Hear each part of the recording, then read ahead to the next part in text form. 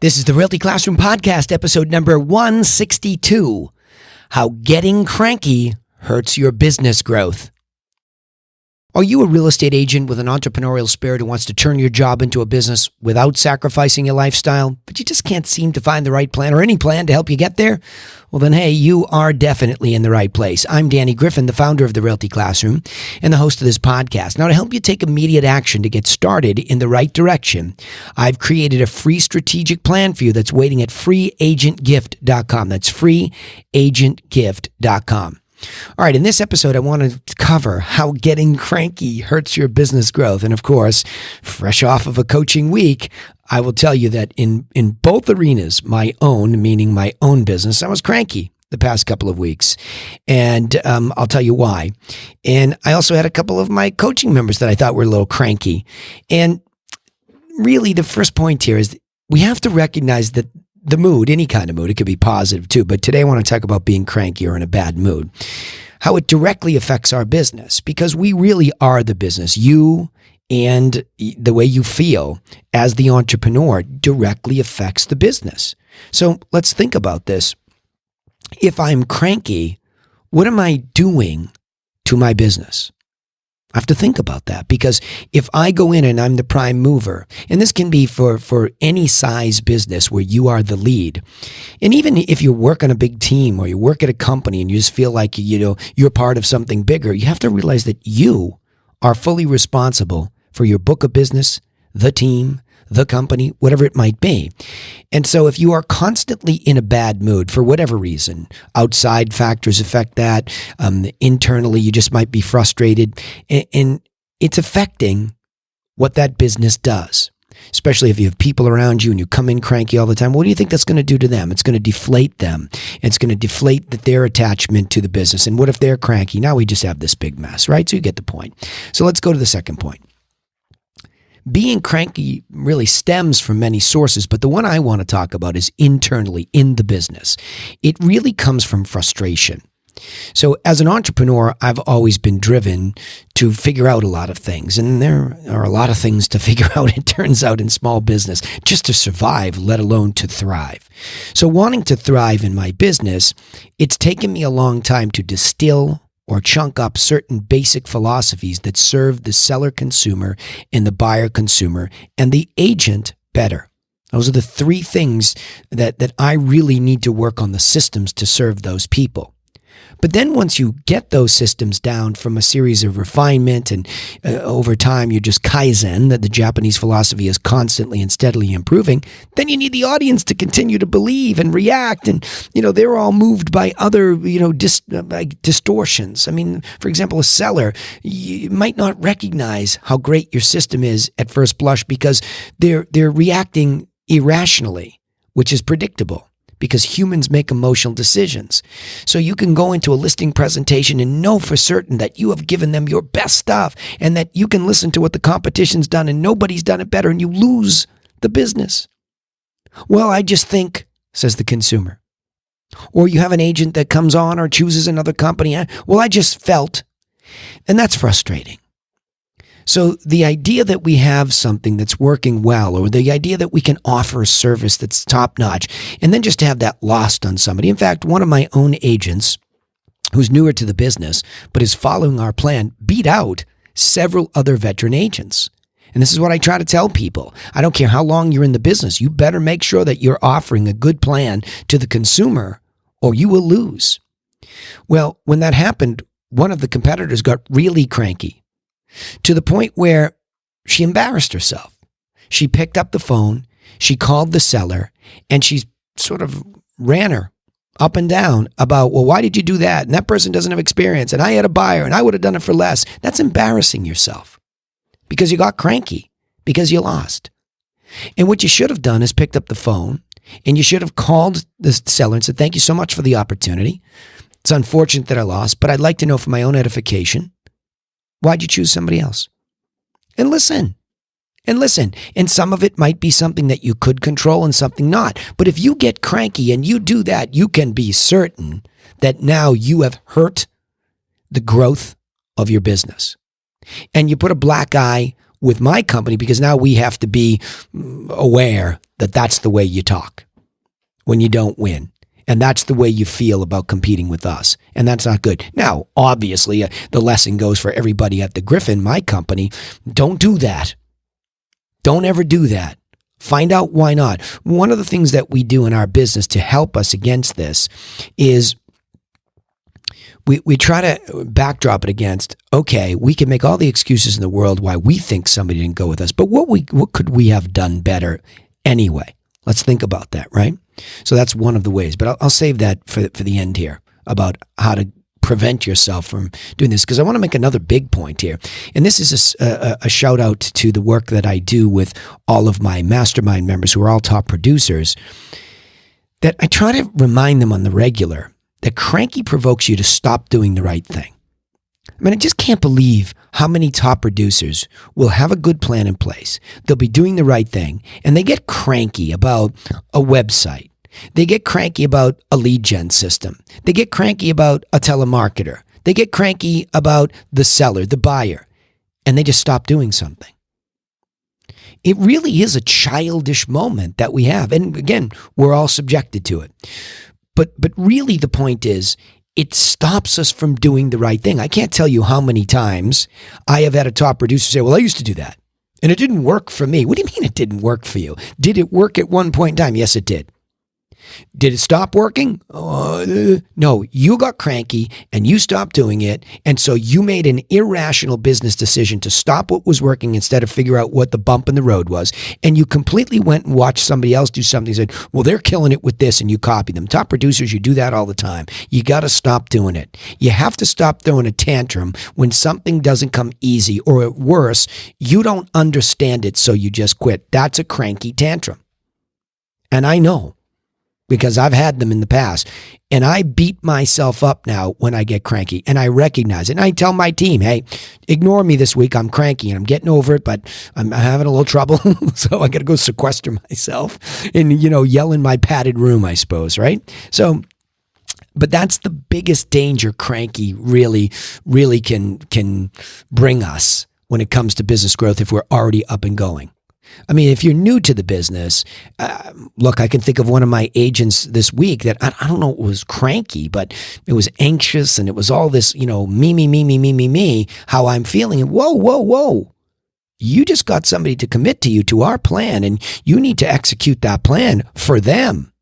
So a lot of this crankiness comes because it's the I, me, my, that story, you know that one, I, me, my. The I, me, my in us says, this is supposed to be easier. This is supposed to be my way. I just don't have the time, and wham, on we go. We have to stop doing that because it stops you from executing the plan. So there's a reference to a new agent working with me. Then there's all the mastermind members that I've known, some of them for 20 years. You stop executing the plan. So that's the final point here today. Quick podcast because it's very concise and easy to understand. Trusting and adjusting your plan serves as a good safety net against this crankiness that we all will experience. So let me just explain this, that when I got cranky this week, it was because there were certain things that I have worked on for a very long time, not the least of which is a very, very precise follow-up system. Because I know, after all these years of doing it and coaching it, that the money is in the follow-up. Anybody can scrape the cream, per se, off of the next seller or the next buyer. Even if you're a rookie and you stumble into your best friend and they list with you, wonderful. Any of us can get the easy-to-get business. But in the long run, if you want to make the real estate agency business a predictable and consistent thing for yourself to serve you and your life, not the other way around, then you have to understand that a plan is necessary. So when it comes to this conversion plan, it's really what I built was not rocket science, and it's precise, but I have used tools now. So in other words, the old wire rack system that I had way back in the day, 21 years ago when I started, I had my leads in one folder. So this was a very rudimentary system that I could use in a wire rack. Here are my leads by folder. Here are my prospects, meaning they have a real reason to buy or sell inside the next 6 to 12 months maximum. And then here are my clients, and then here are my past clients. I mean, really, that's as simple as it is. The best advice I could give anybody today is just get a file folder system And you'll have all these things ready so you can see somebody moving. Well, I've taken that concept and I've put it up into a sophisticated software program and told it what to do. And the reason for that is it helps the humans, my telemarketers, my client care manager, especially client care manager essentially helps me with my book. We can really watch our lead flow to go to prospect, and those prospects then go over to me and the client care manager. So we can deal with a lot of names at once and give top-notch service, because not everybody needs the same frequency of follow-up. So before I get too complicated in your vision, it's really just a plan that's been digitized. It's the same plan I had 21 years ago. It's the same plan I had in college, by the way. It's how I hung around with some of the funniest kids in my class, wild, and still did really well academically because I had a system. And when I went home to study and that was the focus time, I had that system and it was simple. Everything was in that wire rack formula. Back then it was a desk with, I think I bought a desk because it had, the 4 classes that I could slide in there, 5, whatever it was back in the day. It's been a few years since college. But it was a system. And the folder would open up and everything that needed to be done was in the left. Everything that had been done is in the right. It just accumulated test time. It would go through everything, go to the professor, ask questions, boom. That was it. So it's the same system I've used since college, because it's simple and it's easy to understand. Now, of course, over time, that system has different applications. Technology comes into it, little tiny adjustments, but the plan is still the same. And it still works. So there's no, quote unquote, throwing the baby out with the bathwater when I get cranky. I have a plan and I need to trust it. But when something goes wrong, I just need to troubleshoot that one thing. And maybe when I'm cranky, troubleshooting that one thing is not the time. Maybe I need to take a breath. Maybe I need to step away. Maybe I need to take a break, go for a walk, do whatever. Take a couple days off. Whatever it might be. Because when I trust and adjust that plan, that serves as a good safety net for my crankiness. Because if not, the way I used to be and the way a lot of my clients can still feel, well, I'm going to stop this and jump to this. And it's amazing. Of all the top producers I've coached, I can tell you when they get cranky, they just freaking bail out. They just disappear off into the woods. And I've never seen any of them that got like that and made decisions like that really ever get beyond a certain level of top production or profitability. See, a lot of you are delusionally thinking that all these top producers make all this money because you only see how many millions they sell in the MLS and you have no idea how many hundreds of thousands they spent just to get that to win the trophy. I know that because I've been there myself and I've coached many. Be careful of what you see. A simple plan that serves the consumer better is usually the most profitable one. So don't get cranky because you're looking around, by the way, at what everybody else does and you perceive their success to be. You're wrong most of the time, okay? Plenty of people doing really well, and some of them work too hard doing it. That's the other thing. A lot of people that actually are very profitable are killing themselves doing it. Somewhere in the middle of all this is a nice, leveraged, simple plan that we can trust and adjust as it goes on. And you know how you know it's working? What is the reaction of the seller and the buyer when you serve them? How do they feel at the end? In my company, we call them happy griffins. Were they a happy griffin when we were done with them? Are they likely to repeat or refer? Because that tells us how we did in the middle of all this. And if you get cranky, I Me My is probably playing in your head. Stop that song. I Me My. Stop that from playing in your head. Because that's usually what's happening. You're not getting what you want. And that's okay. Entrepreneurially, we have to make sure that the goal is always clear and we're moving towards it, and there's no reason to try to stop being frustrated completely. But you have to understand that getting cranky could affect the way you make a big decision, which could really hurt you. It's like a game of chutes and ladders I used to play when I was a kid on the board game. You could climb the ladder only to fall down a chute if you landed on the wrong thing. So don't do that. You don't have to start all over again as you start to do certain things. Don't throw out a plan because you're cranky. That's the key point there. So let me summarize this, right? I'll go back and say how getting cranky hurts your business growth is the topic. And the first point is your mood, positive or negative, affects your business. Second, being cranky stems from many sources. You can get frustrated about a lot of things, so beware. That's going to be a regular occurrence. 3, cranky provokes you to stop doing the right thing more often than not. So you have to be aware when it pops up and how you're making decisions when you're in that state. And like I said, the trusting and adjusting your plan, number 4, serves as a good safety net to make sure that when you get cranky, you don't blow up the whole business. Let me summarize it this way.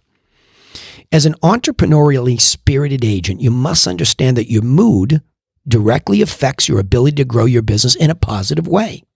Remember that when you feel cranky, you tend to make drastic decisions that often stop you from doing the right thing. So you must stay calm and rational to ensure you're following a sound growth plan.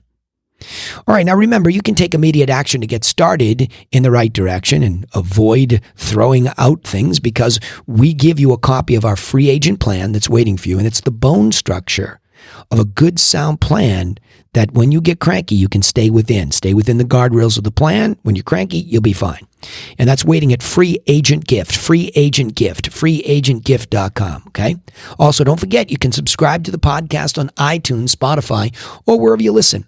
We'd also love to hear from you, so please comment on our posts so we know what your biggest challenges are. But remember, I sign off the same way every single time. Nobody is coming for you. Nobody. So go get to work on your own business with a plan, and we'll see you in the next episode to help you do just that. Thanks again.